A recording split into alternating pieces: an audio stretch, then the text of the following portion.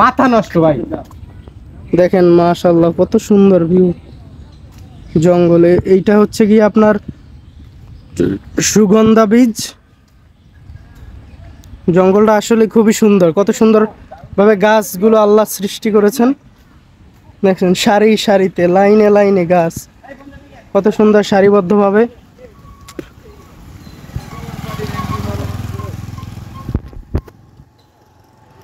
আসলে আল্লাহর সৃষ্টি খুব অপরূপ সুন্দর। এই জায়গাটা আসলে খুব সুন্দর। আলামিন ভাই, হ্যাঁ কেমন লাগছে জায়গাটা? ভাই আসলে বইলা বইলা বুঝাইতে পারুম না।